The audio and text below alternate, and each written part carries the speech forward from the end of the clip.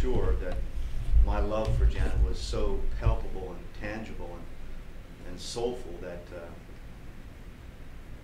at times when she's talking, just like I'm married now with my wife, we finish each other's sentences. Oh, that story, yeah, I know where she's going. You know what I mean? And I can feel her presence just by a smell. And I think what's interesting, what Harry let us discover, is that even when Janet might be saying something or I might be telling a story, the audience might think that we're hearing that story, but in a way we're just having a recollection of her, which is, you know, highly theatrical, I think. Yeah. I mean, there are, for me, most of it was shared memories. So if Joe was talking about something that I also experienced, there's that sharing of the memory. But there are a few moments that are, you know, for instance, when Joe tells the story of killing the French boy in the park, it's information that I don't want to know, and that I find very hard to digest.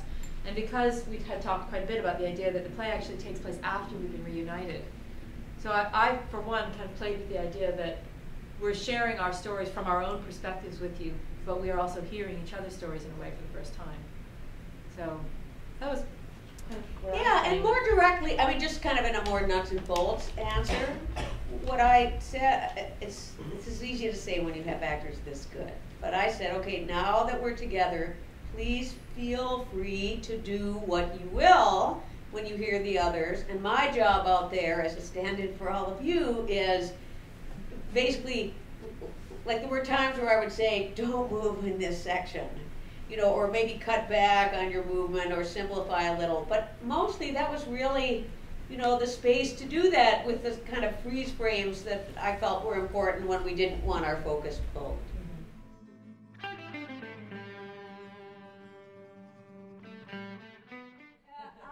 I think that was your choice, Gibson. Do you want to speak to that choice? Well, there are a few moments where I look at Joe, but they're very few because Janet's journey is a real struggle within herself about whether or not to go back to him, to see him, to forgive him. And so there's a lot of, there's a rejection, a deep rejection of Joe, especially at the top of the play. So for much of the play, I don't want to watch him or hear his story or listen to it. It's only as the play progresses and as I come to realize that it's time for me to forgive him and that I need to see him before he dies, that I can go back to him. Not that I don't still love him, because I never stopped loving him.